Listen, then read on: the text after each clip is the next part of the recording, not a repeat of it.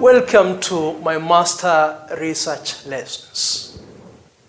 My lessons will be based on a book entitled Social Research Methods, Proposal Writing Guide.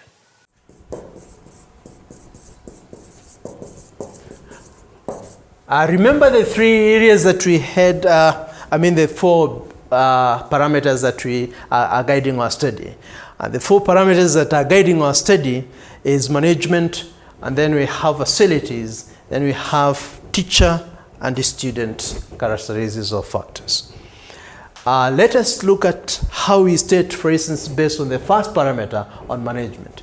You want to examine, maybe to be guided by one general hypothesis. Is there, for instance, we may ask that you want to establish from null hypothesis you can state, I need maybe to mention this, that we can state hypothesis based on null or alternative. Null hypothesis, HO1, HO2, HO3, and HO4. From the four parameters, we can state each research hypothesis. For instance, from the first on management, factor on management, we can have a research hypothesis stating from the null that there is no statistical significant association between school management and the students' academic performance among students in public secondary schools in that area. See how you have used the first parameter?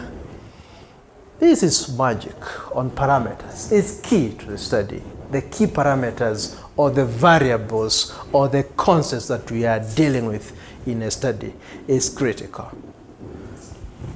The second one may be using the factor of facilities.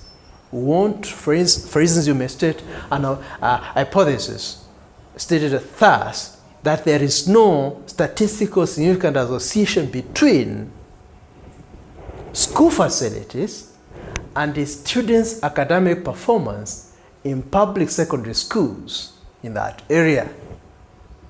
And then you move to the third parameter that we looked at, and this is a parameter of teacher factor or teacher characteristics to indicate that there is no statistical significant association between teacher characteristics and the students' academic performance among secondary school students in public secondary schools in that area.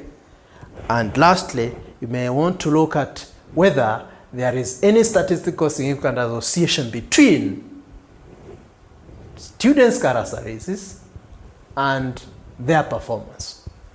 And that is how you come across or you go about your hypothesis. And these are to be proven with analysis based in other chapters, especially in chapter 4, but depends with your outline. But basically, in most of institutions, you may have chapter 4 called analysis or results and discussion of the findings. You may analyze and discuss the findings based on hypothesis that is helping you and guiding your study. And therefore, those are three components that are so interconnected. And that is why I was talking at the beginning as I gave the outline. I was talking about how it is outlined as either objectives or research questions or hypotheses. So from there, we move now to the next part. If you like this presentation, click the button and subscribe and like as well.